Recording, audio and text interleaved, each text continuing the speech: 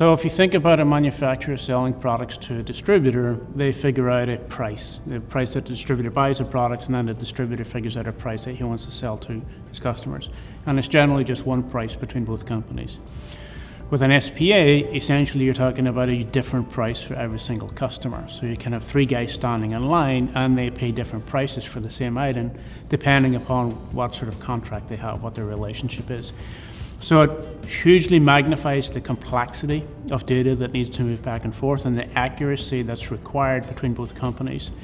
So that administration burden and that task of negotiating these contracts and making sure they're right in both systems can be very draining on both companies.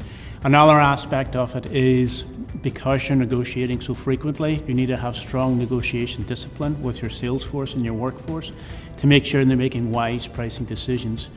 And that's not always easy to do. We do track outside before we had Enable. It was quite a cumbersome, long-handed task, and we do find actually that SPAs are set up, but they're not always used. So that becomes quite an interesting dilemma. But I think with having it in Enable now, that work becomes a lot easier and faster, so we can get to those really pointed questions with both the customer and the supplier to say, look, this isn't being used. Can we remove it, or can we move it on something that would benefit the customer more? So it's just that real hyper transparency and relevancy that we're looking to drive on. The big challenge with SPAs is that every vendor creates their own rules of the game, and some of the rule books can be 20 or 50 page long, and you have to really understand what each vendor, what kind of rules each vendor is setting up for that specific transaction. So while SPA is a general term, really we look at each vendor's SPAs differently because of different restrictions, different rules that they have in place.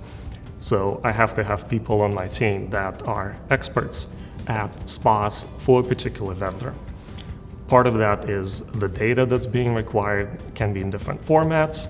There are different requirements for end user information, the product information, the pricing, the quantities, so on and so forth.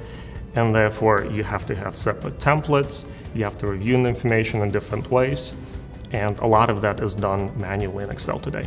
SPAs create a lot of friction for our relationships with our trading partners. Because a SPA is so much more complicated than a normal rebate, there are just so many additional details associated with that could result in a non-payment. And that's always an issue for us. So if you look at a SPA in the beginning and you assume you're going to get 100% of those funds, and then through various factors you do not get that full amount, these losses hurt us financially and result in revenue leakage for us. And for some of our vendors, the SPA language is so complicated. I know of one vendor that has about 60 different errors, 60 different issues that can go wrong on a SPA.